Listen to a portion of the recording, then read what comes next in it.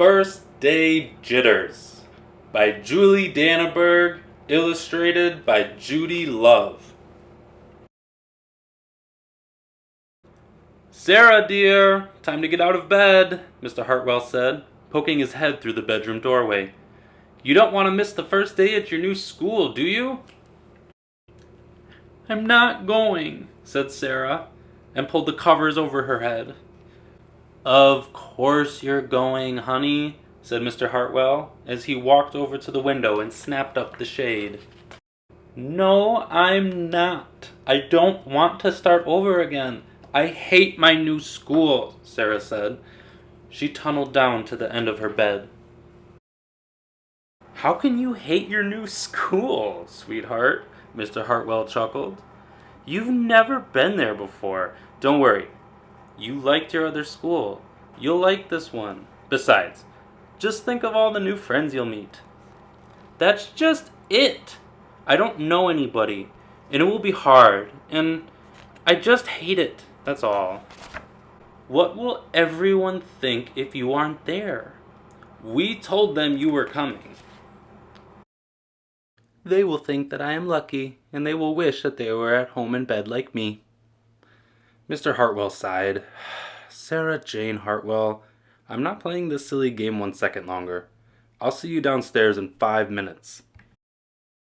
Sarah tumbled out of bed. She stumbled into the bathroom. She fumbled into her clothes. "My head hurts," she moaned as she trudged into the kitchen. Mr. Hartwell handed Sarah a piece of toast and her lunchbox. They walked to the car. Sarah's hands were cold and clammy. They drove down the street. She couldn't breathe. And then they were there. "I feel sick," said Sarah weakly. "Nonsense," said Mr. Hartwell. "You'll love your new school once you get started. Oh, look, there's your principal, Mrs. Burton." Sarah slumped down in her seat.